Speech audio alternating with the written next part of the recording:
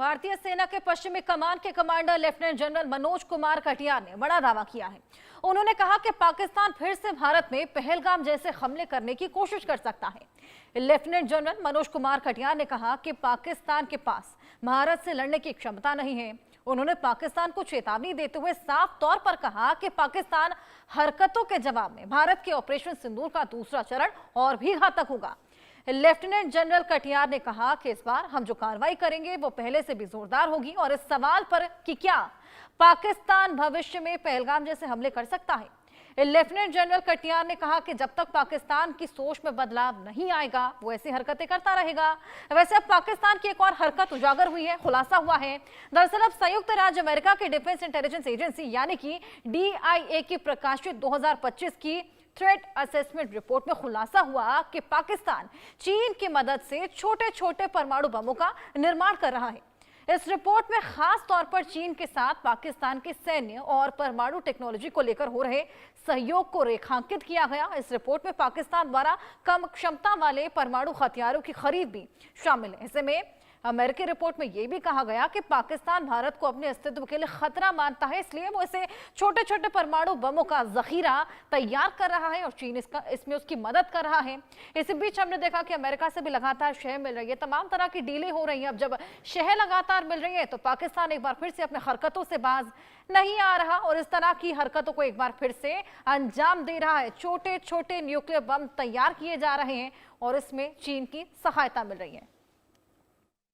मैं तो ये मानता हूं कि जो पाकिस्तान का सोचने का तरीका है उसमें जब तक बदलाव नहीं आएगा तब तक इस तरह की जो वो कार्रवाई करता है वो करता रह सकता है, क्योंकि उसके पास अभी हमसे युद्ध लड़ने की क्षमता नहीं है। वो लड़ाई नहीं लड़ना चाहता है। उसका तो जैसे उसने पॉलिसी बनाई है अपनी कि ब्लीड इंडिया थ्रू 1000 कट्स, छोटे छोटे कहीं ना कहीं वो इस तरह की कार्रवाई करता रहेगा। तो मेरा ये मानना है कि भले ही हमने सिंदूर में उसको बहुत बड़ी शिकस्त दी है, we have defeated him in Sindoor, like you said we have destroyed his post, destroyed his air bases, but he may again attempt something, so we have to remain prepared. So that's why हमारी जो तैयारी है उसमें कोई कमी नहीं है और हमारा ये मानना है कि इस बार जो भी हम एक्शन लेंगे वो पिछली बार से ज्यादा हो। तो लेफ्टिनेंट जनरल मनोज कटियार को आपने सुना, सीधी चेतावनी सेना ने अब पाकिस्तान को दे दी है और जिस तरीके से पहलगाम जैसा एक और अटैक करने की प्लान जो पाकिस्तान कर रहा है अब उसी को लेकर ये चेतावनी। ग्राफिक्स के माध्यम से कुछ और जानकारियां आपको देते हैं। लेफ्टिनेंट जनरल मनोज कटियार ने पाकिस्तान को कड़े शब्दों में चेतावनी दी है, सीधी चेतावनी दे दी है। अगर इस बार हम जो कार्रवाई करेंगे वो पहले से भी जोरदार होगी और उसी को लेकर पूरी तैयारियां भी कर ली गई हैं। पाकिस्तान हरकतों से बाज नहीं आएगा और लगातार जिस तरीके की हरकतों को पाकिस्तान अंजाम देता है ऐसे में पाकिस्तान फिर से कुछ भी कर सकता है। ये रिपोर्ट के अनुसार जानकारियां मिली है। ऐसे में पाकिस्तान के पास भारत से लड़ने की क्षमता नहीं है और यही बौखलाहट है जो कि उसको खाती रहती है, वही तिलमिलाहट। हमने उसकी चौकी और हवाई अड्डे को तबाह कर दिया, ये उसको रास नहीं आया। पाकिस्तान फिर से पहलगाम की तरह हमला करने का प्रयास कर सकता है, रिपोर्ट में निकलकर सामने आया है, लेकिन हम पूरी तरीके से तैयार हैं। ये चेतावनी यहां पर सेना द्वारा दे दी गई और इसी बीच पाकिस्तान अगर कोई भी हरकत को अंजाम देने से पहले हजार बारी सोचेगा, क्योंकि ऑपरेशन सिंदूर 2.0 की पूरी तैयारी है। इस बार प्रहार बेहद ज्यादा जोरदार होगा। इसी को लेकर और बातचीत करें हमारे साथ कर्नल संजीत सिरोही जो कि डिफेंस एक्सपर्ट हैं, प्रोफेसर अरविंद सिंह तेजावत जी जो कि विदेश मामलों के जानकार हैं, हमारे साथ जुड़ गए हैं। बहुत स्वागत है आप दोनों का।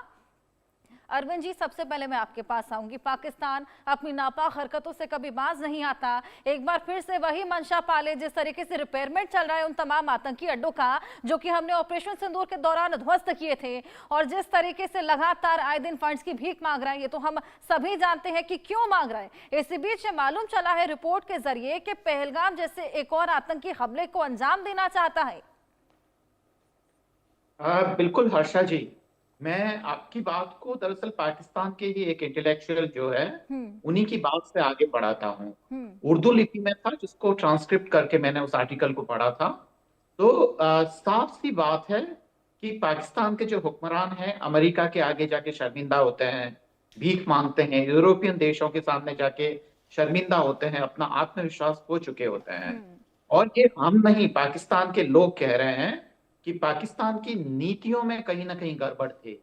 भारत विरोध उसकी नीति रही है और उसका खामियाजा भुगतना पड़ रहा है। जो पाकिस्तान अब कर रहा है और जो अपने अवाम की मेहनत की कमाई जो चीन और यूरोप को देना चाहता है, भारत वो अपने बूते पर पहले ही कर चुका है। अब्दुल कलाम साहब ने ये जो छोटे छोटे एटॉमिक बॉम्ब है, टेक्निकल लैंग्वेज मुझे ठीक से नहीं मालूम है, पर उसको शायद लो यील्ड डिवाइसेस बोलते हैं, जो कि एटॉमिक डिवाइसेस होती है और उनको बॉम्ब बॉम्ब की तरह इस्तेमाल किया जाता है, तो वो बहुत कम एरिया में नुकसान को पहुंचाती है। तो ये तमाम चीजें हैं। पाकिस्तान यह सारा करके बहुत अपना नुकसान कर चुका है, भारत का भी नुकसान कर चुका है, उसे समझना चाहिए। पर भारत के पास एक ही रास्ता है, जब जब आतंकी अड्डे बनेंगे, वह भारत में कोई ऐसी नापाक हरकत करेगा, उसका बस मुंह तोड़ जवाब दिया जाएगा। बाकी पाकिस्तान या किसी भी देश का वो क्या करता है हम उसको नहीं रोक सकते हैं। हाँ, उसका हम जवाब जरूर देंगे बिल्कुल और पूरी शिद्दत के साथ जवाब देंगे। हर्षा जी, बिल्कुल, और यही चेतावनी सेना ने भी दे दी है। संजीत जी, ये तिलमिलाहट है पाकिस्तान की जो कि साफ नजर आती है। छोटे छोटे न्यूक्लियर बम्स को तैयार करना शुरू कर दिया है और चीन भी इसमें पूरा शह दे रहा है, पूरा समर्थन दे रहा है, क्योंकि चीन की भी यही मंशा है। चीन भी भारत से कहीं ना कहीं डरता है। हर्षा जी, इसमें कोई दो राय नहीं है कि पाकिस्तान, अगर आप ये देखिए जिस तरीके से ईरान के पास हिजबुल्ला, हमास, यहूतीज हैं, इसी तरीके से चाइना के पास एक प्रॉक्सी है जिसका नाम पाकिस्तान, और वो प्रॉक्सी किसी का भी बनने के लिए तैयार है। वो चाइना का पहले प्रॉक्सी था, अब वो पाकिस्तान का प्रॉक्सी बन गया, कल वो अमेरिका का प्रॉक्सी बन गया, फिर वो सऊदी अरेबिया, जहां से उसको पैसा मिलेगा वो उसको प्रॉक्सी मिलेगा बन जाएगा। तो ये चाइना का प्रॉक्सी है। चाइना खुद डायरेक्ट पाकिस्तान भारत के साथ जो है लड़ाई नहीं करेगा, लेकिन वो पाकिस्तान को असला, बाकी ट्रेनिंग, बाकी टेक्निकल जो भी जरूरतें हैं वो उसकी पूरी करता रहेगा। नंबर 1।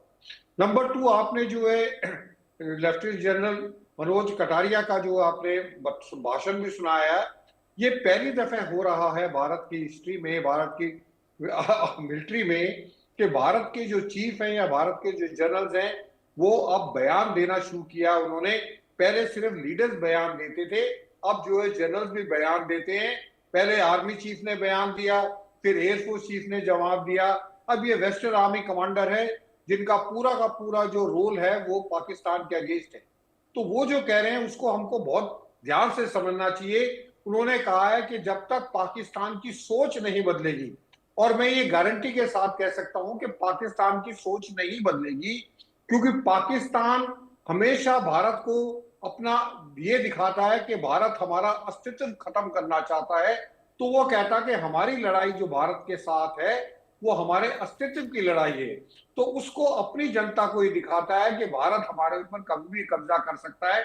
तो आप देखेंगे कि जब भी पाकिस्तान के अंदरूनी हालात खराब होते हैं, जैसे पहले हुआ था तो पहलगाम किया था, अभी हम देख रहे हैं पीओजे में प्रोटेस्ट हो रहे हैं, खैबर पख्तूनवा में जो है लड़ाई चल रही है अफगानिस्तान के साथ, बलूचिस्तान में जो है आजादी की घोषणा हो रही है।